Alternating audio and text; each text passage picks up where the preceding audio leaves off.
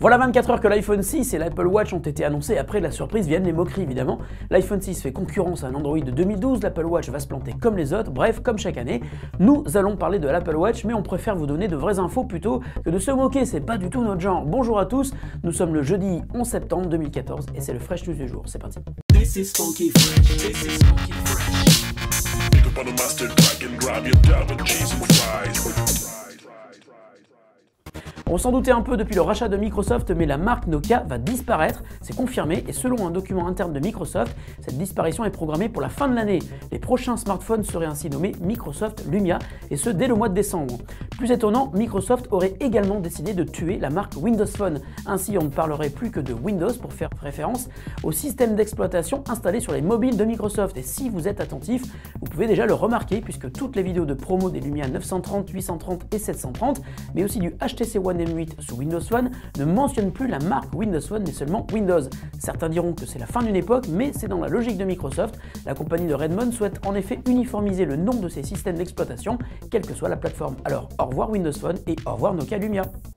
L'affaire devrait faire certainement grand bruit dans les heures qui viennent, mais il convient de rassurer afin que la panique ne fasse pas dire n'importe quoi à tous ceux qui vont relayer l'info. 5 millions de mots de passe de compte Gmail sont désormais en balade et ont même été publiés en clair sur un forum russe dédié au Bitcoin. La messagerie de Google n'a pas été piratée, mais les comptes l'ont été sur des sites web extérieurs à Google et permettant l'inscription au service Gmail. Ce piratage à large échelle concerne principalement des comptes anglais, russes et espagnols, et même si cette base est jugée comme ancienne, le pirate qui a publié la liste des comptes et leurs mots de passe affirme que 60% d'entre eux sont toujours valides. Dans le doute, et si vous préférez dormir sur vos deux oreilles, enfin ça c'est difficile, on vous conseille plutôt d'activer au plus vite la double authentification ou tout simplement de changer votre mot de passe. Si certains espéraient voir l'Apple Watch comme un produit miracle fonctionnant grâce à une énergie pas encore disponible sur notre planète, ils vont être sacrément déçus.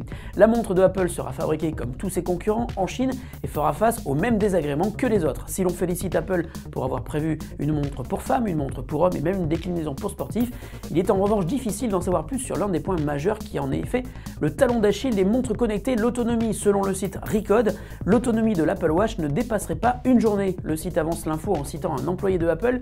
Un représentant de la marque à la pomme aurait confirmé en expliquant que les utilisateurs sont habitués à recharger leur iPhone tous les soirs, ainsi ils ne devraient pas avoir d'inconvénient à poser leur Apple Watch sur la table de chevet avant d'aller dormir.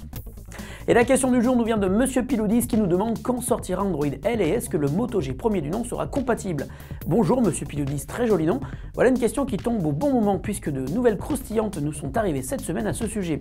Selon des screenshots apparus sur des forums de développeurs, la prochaine version de Android, surnommée L, serait bien la version 5, mais aurait pour nom Lion, comme pour la version 4.4 où un partenariat avait été signé avec Nestlé pour donner le nom de KitKat à cette version d'Android. C'est cette fois-ci le nom de la barre Lion chocolatée et énergisante, toujours propriété de Nestlé, de donner son nom à la prochaine version de l'OS mobile de Google. En revanche, d'autres avancent plutôt une version 4.5 pour Lion.